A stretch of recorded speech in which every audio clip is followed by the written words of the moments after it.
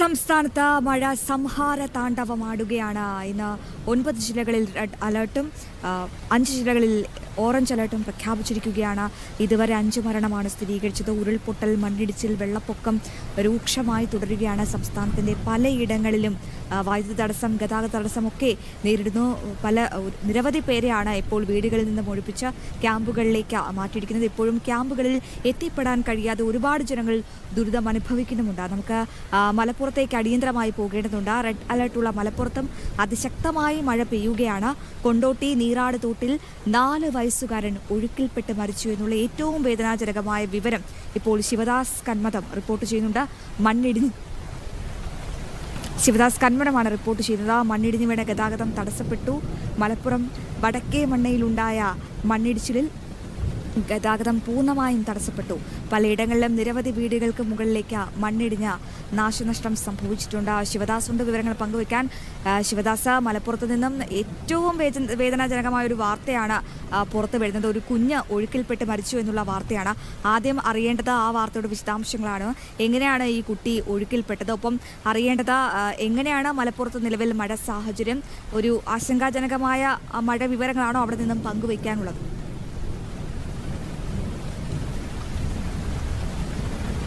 വിവരം തന്നെയാണ് മലപ്പുറത്തും ഉള്ളത്. കാരണം ഇന്നലെ രാത്രി ആരംഭിച്ച ശക്തമായ മഴ അത് ഇപ്പോഴും തുടരുകയാണ്. മലയോര മേഖലയിലും ഗ്രാമപ്രദേശങ്ങളിലും തീരദേശ മേഖലയിലുമൊക്കെ തന്നെ മഴ ഇപ്പോഴും തുടരുന്ന ഒരു സാഹചര്യമാണ് ഉള്ളത്.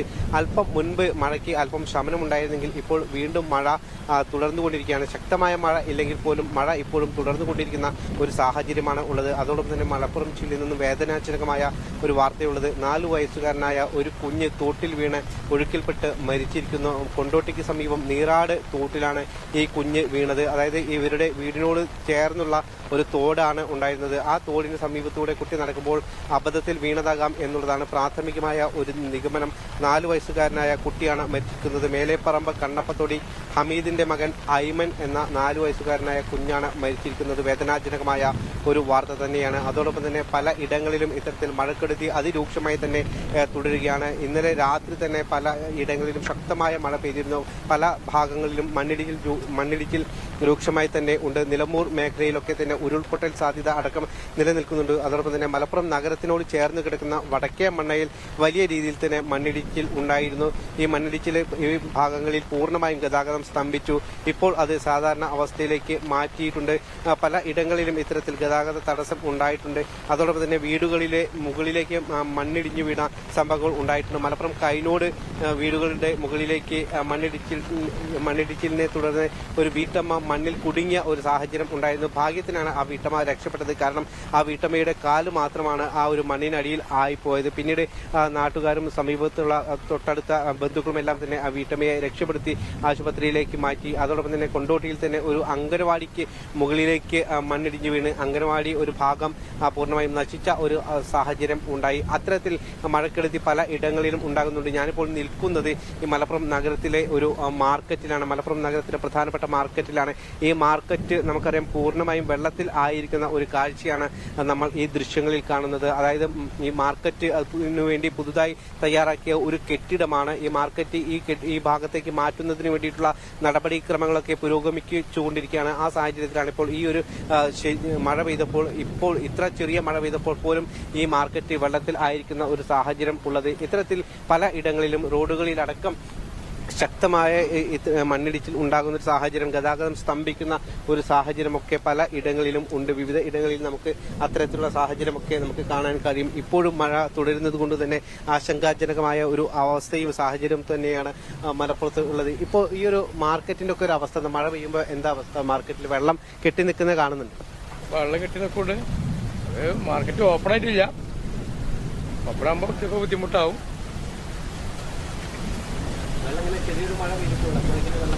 അതായത് ഫസ്റ്റാണ്, അത്ര വെള്ളം ഫസ്റ്റാണ് അവിടെ.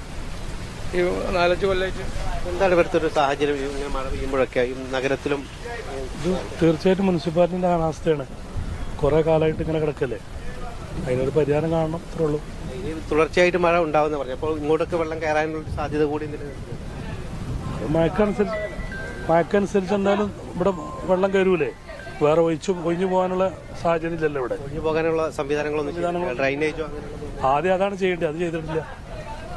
ഇതാണ് പലപ്പോഴും പല ഇടങ്ങളിലും ഇത്തരത്തിലുള്ള അശാസ്ത്രീയമായ റോഡ് നിർമ്മാണവും അശാസ്ത്രീയമായ കെട്ടിടങ്ങൾ നിർമ്മിച്ചതുമൊക്കെ തന്നെ ഇത്തരത്തിൽ ചെറിയ മഴ പെയ്യുമ്പോൾ തന്നെ പല ഇടങ്ങളിലും ഇങ്ങനെ വെള്ളം കെട്ടി നിൽക്കുന്ന ഒരു സാഹചര്യം ഉണ്ടാകുന്നുണ്ട്. ഇത് പല ദുരന്തങ്ങൾക്കും കാരണമാകുന്നുണ്ട്. കൃത്യമായി തന്നെ ഇത്തരത്തിൽ ശാസ്ത്രീയമായ പല കാര്യങ്ങളും ചെയ്യുമ്പോൾ അല്ലെങ്കിൽ അത് നിർമ്മിക്കുമ്പോൾ സ്വാഭാവികമായും ഈ ഒഴുക്ക് സാധാരണ നിലയിലേക്ക് എത്താനുള്ള സാഹചര്യം ഉണ്ടാവും. പക്ഷേ പല ഇടങ്ങളിലും ഇത്തരത്തിൽ അശാസ്ത്രീയമായ നിർമ്മാണങ്ങളൊക്കെ വലിയ ദുരന്തങ്ങളിലേക്ക് വഴിവെക്കുന്ന ഒരു സാഹചര്യമൊക്കെ നമുക്ക് മുൻപും അത്തരത്തിലുള്ള അനുഭവങ്ങൾ ഉണ്ടായിട്ടുണ്ട്.